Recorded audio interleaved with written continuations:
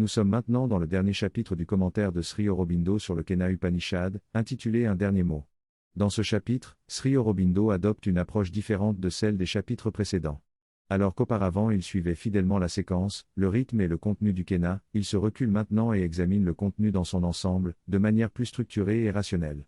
Il souligne que le message principal de ce texte est qu'il existe trois états d'existence, l'état humain et mortel, et la conscience du Brahman, qui est l'absolu de toutes les relativités. Le Kena vise à nous tourner du premier vers le deuxième état par un processus introspectif.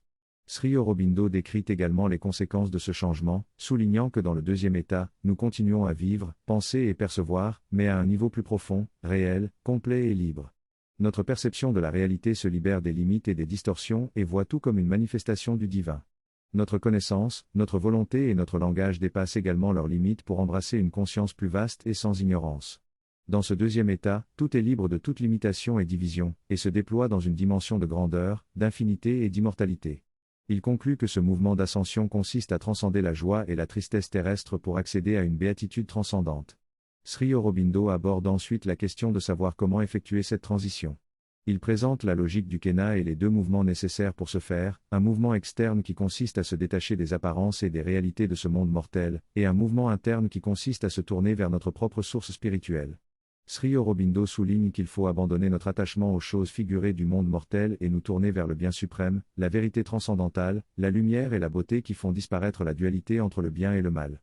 Il conclut que si nous voulons accéder à cette conscience supérieure, nous devons porter notre attention sur des choses qui s'en rapprochent.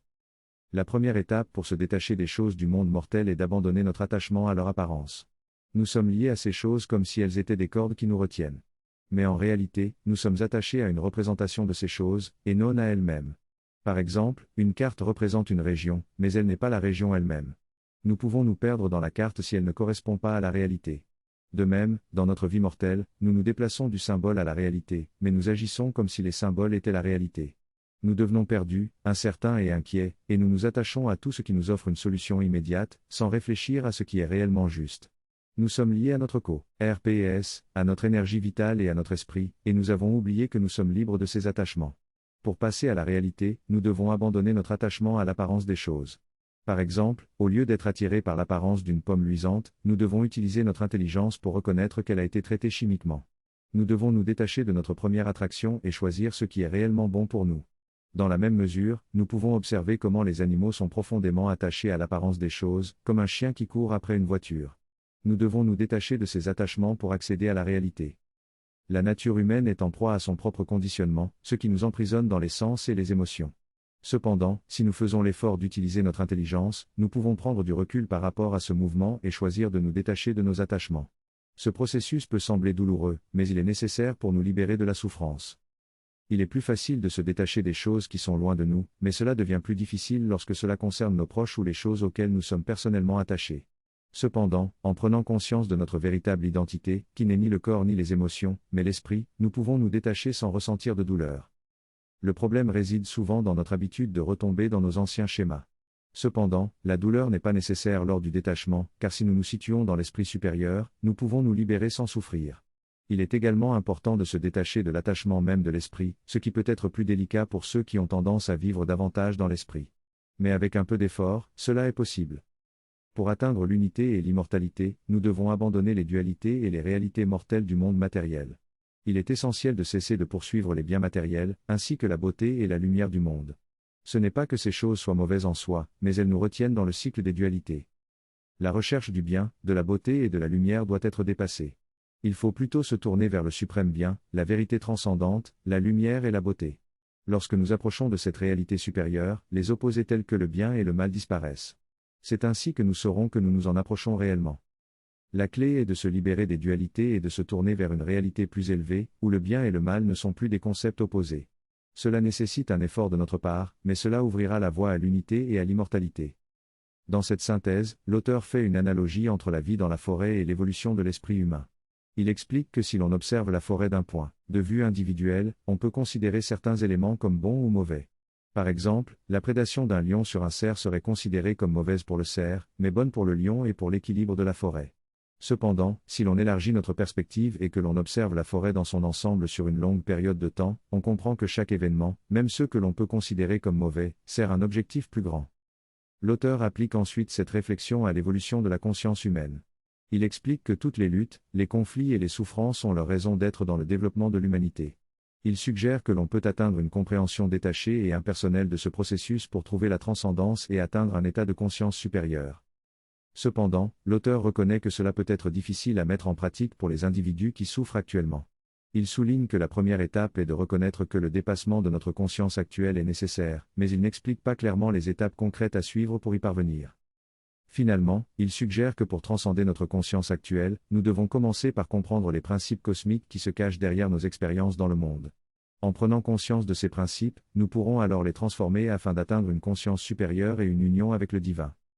Ce texte explore les principes cosmiques qui guident nos actions et notre pensée. Initialement, nos pensées sont orientées vers des objectifs matériels, tels que le confort et l'amélioration de notre vie extérieure. Cependant, il est possible d'observer une faculté plus profonde de notre esprit, qui nous permet d'analyser et de comprendre les motivations et les forces cachées derrière nos actions. Cette faculté nous permet de mieux connaître le monde et de nous rapprocher de notre source intérieure de sagesse. Pour développer cette faculté, il est important d'entraîner notre esprit à devenir calme et silencieux afin de pouvoir observer les processus internes. Ce silence permet d'accéder à des niveaux plus profonds de connaissance et d'expérience, où l'on peut avoir des idées ou des intuitions sans pouvoir encore les exprimer pleinement avec des mots. C'est une expérience fascinante qui nous permet de penser et de comprendre sans les limites du langage. En s'exerçant à cet état de conscience, il est possible d'approfondir notre compréhension de nous-mêmes et du monde qui nous entoure. Dans ce passage, l'auteur parle de la façon dont on peut élever sa conscience et se connecter au divin à travers différentes étapes. Il explique comment l'esprit peut être entraîné à se tourner vers le divin grâce à une concentration intense et à une pratique dédiée. Il suggère également que l'on peut s'engager dans cette pratique même au milieu des activités quotidiennes. L'auteur mentionne que la prise de conscience de soi et des pensées peut conduire à une expérience intuitive plus profonde avec le divin. Il explique que la conscience peut être développée en réduisant progressivement les pensées et les formes d'idées pour se connecter à des principes cosmiques plus élevés. L'auteur suggère également de se tourner vers le divin dans la pensée et dans la vie quotidienne plutôt que de se concentrer uniquement sur ses propres problèmes ou préoccupations. Il explique comment en se tournant vers le divin, la conscience peut s'élever et les pouvoirs de l'esprit peuvent être utilisés de manière plus positive et alignée avec la volonté divine.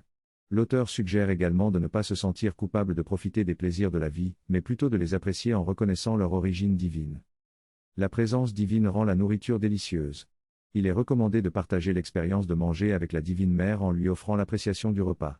Cela permet de se détacher de la revendication personnelle de l'expérience de plaisir, ce qui entraîne une augmentation de la jouissance. Il est également possible d'appliquer cette approche à d'autres expériences, comme la fumée, en invitant la présence divine à participer et à apprécier avec nous. L'approche directe et authentique est préférable, car cela permet à la Divine Mère d'agir directement en nous, sans artifice ni dissimulation.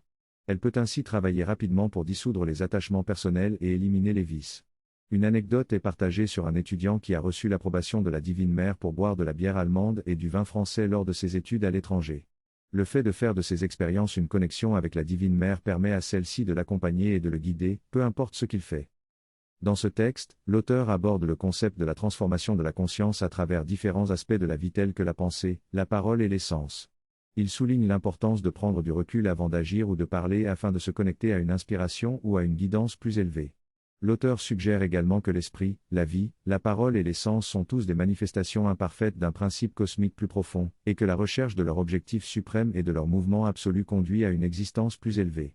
Il indique qu'il est possible d'atteindre cette transformation de la conscience de manière progressive ou par une concentration suprême. L'objectif ultime est de vivre dans une réalité plus élevée où la pensée, la parole et les sens sont en harmonie avec cette conscience suprême. Dans ce texte, l'auteur explique que notre vie consiste en deux mouvements, un mouvement intérieur où nous nous concentrons sur nous-mêmes, et un mouvement extérieur où nous nous engageons dans le monde. Ces deux mouvements sont complémentaires et peuvent s'entraider. L'auteur souligne également l'importance de shift notre conscience pour se connecter avec notre divinité intérieure. Il explique que ce processus implique de déplacer le centre de notre ego afin de vivre pleinement dans la divine tout en étant actif dans le monde. L'auteur fait également référence à l'approche rationnelle et intuitive de l'enseignement de Sri Aurobindo, et souligne l'importance de comprendre les deux aspects pour avoir une expérience plus complète et enrichissante.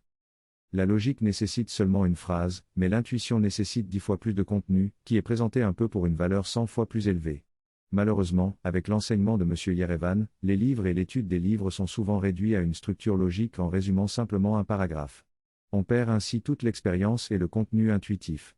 Le résultat peut parfois être contre-productif. Une fois, un élève a écrit à la mère que dans cette classe où nous étudions la vie divine, les paragraphes sont résumés et tout paraît évident. Il perd donc son respect pour Shira Windo, car tout est si évident, sans importance. La mère a alors décidé que cet élève étudierait seul, sans assister à cette classe. En étudiant seul, il a retrouvé cette expérience intuitive et a pu en jouir pleinement. C'est pourquoi la mère décourage l'étude traditionnelle de Shir Bin et c'est pourquoi nous, dans notre étude des écrits de Yerevan, faisons des efforts conscients pour ouvrir à l'expérience et l'intuition qui se cache derrière. Nous pouvons ajouter quelques mots parfois, répéter certains passages, revoir le texte précédent, mais toujours en construisant et en approfondissant l'expérience. Lorsque le texte a rempli son rôle, nous pouvons méditer brièvement dessus.